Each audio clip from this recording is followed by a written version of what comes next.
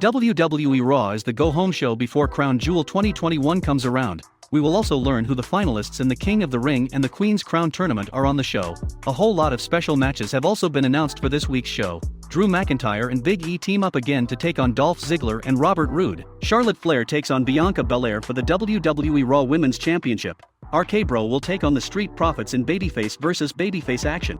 But we all know that a show with such high stakes before a landmark event like Crown Jewel needs its share of surprises. With that said, here are 5 such surprises that could happen on the show. Feel free to agree or disagree with the assessment put forth in this video in the comments below. Let's start by asking if the top dog on WWE Raw Big E could turn heel. Number 5. Could Big E turn heel on the WWE Raw episode before Crown Jewel? When this WWE Raw match was announced, even Drew McIntyre, the Ultimate Company guy, posted a sarcastic tweet because of how unexciting it sounds. The only reason for this rematch to happen is to drive this story onward, potentially with a major surprise. Could Big E turn heel on this week's episode of WWE Raw in the ultimate twist? What if Big E turns heel ahead of WWE Crown Jewel through? Think about it. He will be separated from the rest of the New Day in the draft, so doesn't need the pancakes anymore, and can potentially mix it up with the likes of Finn Balor, Rey Mysterio, and in time, maybe even Edge. Plus, he could tap into a more serious attitude. Number 4. Sonya Deville helped Shayna Baszler advance during her match. Shayna Baszler vs. Doudrop on WWE Raw will determine who goes over to face Zelina Vega in the finals of the Queen's Crown tournament in Saudi Arabia. Could Doudrop hold the advantage on this week's show, and is about to pick up a win when another major swerve happens? Sonya Deville could change the rules to such a degree that it favors her new friend, Shayna Baszler. Maybe Shayna Baszler picks up a chair on WWE Raw and Sonya Deville changes the rules at the last minute to make it a no DQ match. Number 3. Veer and Jinder Mahal have a major fallout on the WWE Raw brand. Jinder Mahal and Shanky have been drafted to SmackDown, whereas Veer is now a part of the WWE Raw brand. Could WWE pull off an angle on this week's show to have them split up, with Veer turning babyface in the process? A babyface Veer could be pushed as an upper mid-card superstar.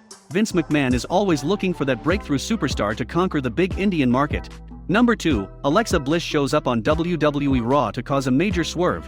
Could Bianca Belair become the new WWE Raw Women's Champion by defeating Charlotte Flair? And to protect Flair in the best manner possible, Alexa Bliss could make her return to avenge the loss of Lily the Doll from their previous encounter. Bianca Belair thus becomes the face of the WWE Raw Women's division once the 2 rosters are set in stone.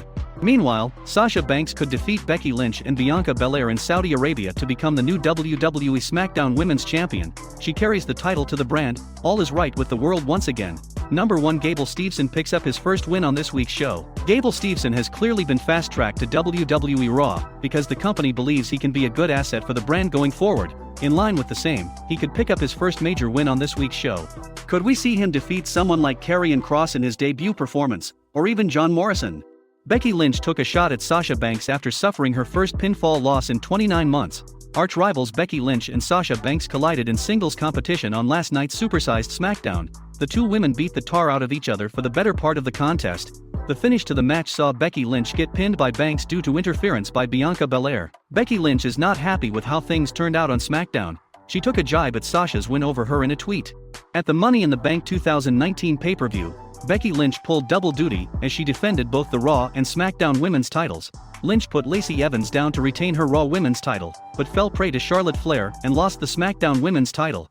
Becky went on to rule the Raw women's division for the next 12 months until she had to vacate her belt due to her pregnancy. Lynch made her big return to WWE at SummerSlam 2021. She squashed Bianca Belair in 26 seconds to win the SmackDown women's title again. Here's what Lynch had to say about the surprising turn of events. "That's a great rivalry. We like both of these guys. How do we make them not like one of them? She's a company girl. Let's do this quick. I know a lot of people were upset. Oh, if they were going to do this, they should have had a long match. Well, if we had a long match and then I beat her, then I just beat her. That's not good. That's not good for her. But if she's robbed, and we take something from her and she doesn't expect it, then we want to see her succeed. Oh, we want to see her succeed," said Becky Lynch.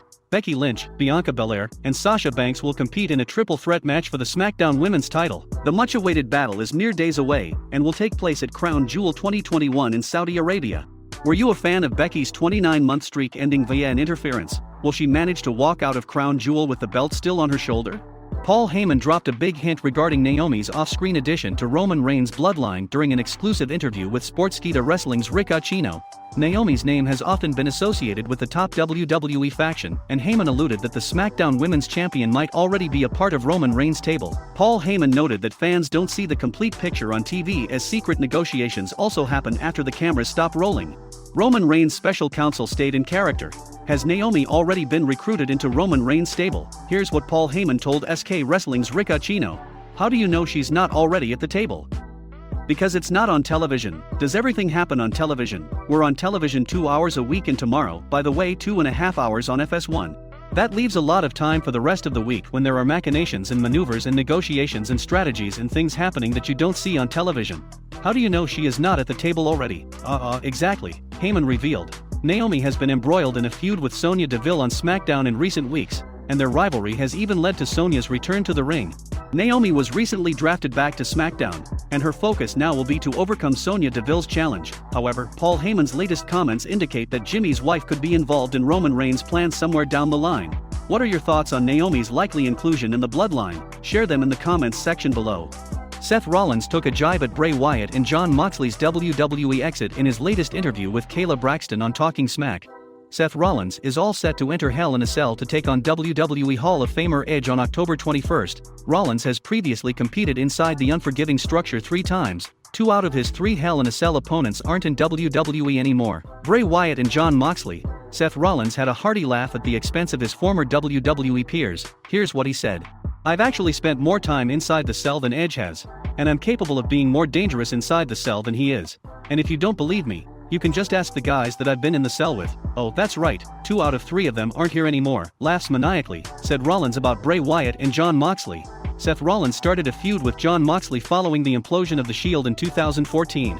The feud finally came to an end inside Hell in a Cell at the namesake event. The finish to the match saw Rollins defeat Moxley due to interference by Bray Wyatt. 2 years later, Seth Rollins took on Kevin Owens inside the structure for the Universal title. Owens' then best friend Chris Jericho interfered in the match and helped him defeat Rollins. In 2019, Seth Rollins faced Bray Wyatt's alter ego, The Fiend, inside the cell. The match featured a highly controversial finish that led to major outrage among fans. Rollins used a sledgehammer on a fallen Wyatt, and the official stopped the match to a loud chorus of boos. Many dubbed the match to be one of the worst contests of all time. Seth Rollins had previously stated that he wanted to strangle Vince McMahon following his Hell in a Cell disaster with Bray Wyatt. Seth Rollins and Edge's rivalry has reached a boiling point, and both men are determined to destroy each other at Crown Jewel 2021. Who will come out of the Saudi Arabia event with his hand raised?